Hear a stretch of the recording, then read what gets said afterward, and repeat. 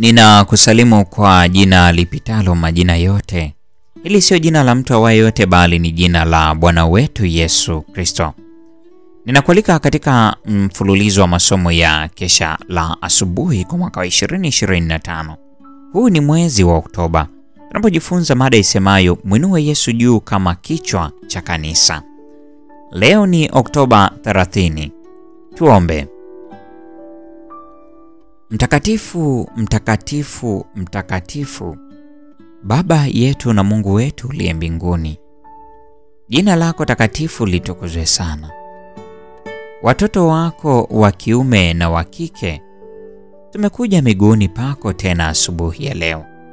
Tu wa dhambi tusiostahili hata kuliitia jina lako, lakini tunasema asante kwa sababu ya ukombozi uliofanya katika maisha yetu, ambao ukatupatia nafasi ya kurudi miguuni pako kwa ujasiri. Nasi tumekuja tena, katusamehe dhambi zetu, katusafishe, katutakase.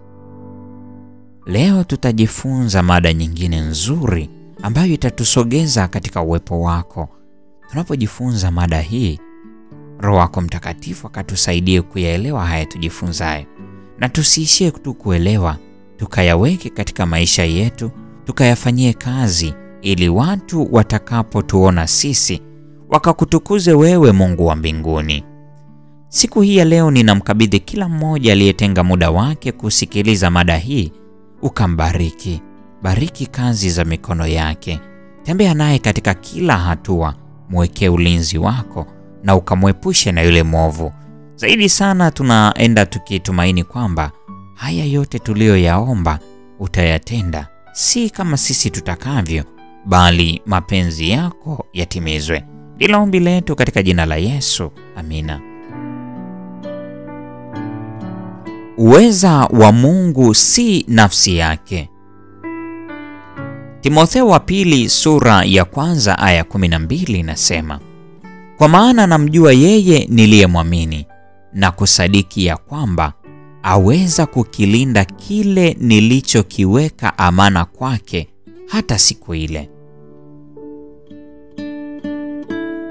Kwa baadhi ya watu walioshuhudia kifo chake cha ufia dini, moyo wa msamaha aliokuwa nao kwa wauaji wake na tumaini lake lisiloyumba kwa Kristo mpaka mwisho, lilikuwa linaashiria uzima katika uzima. Mpaka saa ya mwisho kabisa ya uhai wake, Paulo alikuwa anashuhudia ukweli wa maneno yake kwa Wakorintho.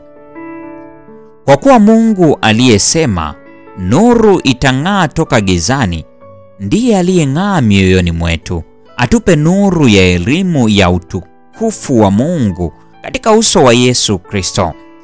Lakini tuna hazina hii katika vyombo vya udongo, ili adhama kuu ya uwezo iwe ya Mungu, wala si kutoka kwetu. Pande zote twadhikika, bali hatusongwi. Twaona shaka, bali hatukati tamaa. Twaudhiwa, bali hatuachwi. Twatupwa chini, bali hatuangamizwi. Siku zote twachukua katika mwili kuuawa kwake Yesu, ili uzima wa Yesu udhihirishwe katika miili yetu. Wakorintho wa pili sura ile ya 4 aya 6 hadi ya 10. Utoshelevu wake haukuwa ndani yake, lakini katika uwepo na uwakala wa Roho wa kimbingu aliyekuwa ameujaza moyo wake, na hivyo kulileta kila wazo katika utii wa mapenzi ya Kristo. Nabii anasema, utamlinda yeye ambaye moyo wake umekutegemea katika amani kamilifu, kwa kuwa anakutumaini. Isaya 26 aya 3. Amani kutoka mbinguni iliyodhihirishwa katika uso wa Paulo iliivuta mioyo mingi kuifuata Injili. Paulo alikuwa amezungukwa na angahewa la kimbingu. Wale wote waliokuwa wamefuatana naye waliuhisi ushawishi wa muunganiko wake na Kristo. Uhakika ni kwamba maisha yake yalikuwa ni kielelezo cha ukweli aliyokuwa anautangaza. Hapa ndipo nguvu ya ukweli ilipojikita. Ushawishi wa Roho Mtakatifu usiolazimishwa na unaoingia kwa watu bila wao kujijua, Ni hotuba yenye mvuto mkubwa inayoweza kutolewa kuunga mkono Ukristo. Hata kama zitatolewa hoja zisizo na majibu, zinaweza tu kuchochea upinzani. Lakini kielelezo cha maisha ya uchaji wa Mungu kina nguvu isiyopingika kabisa.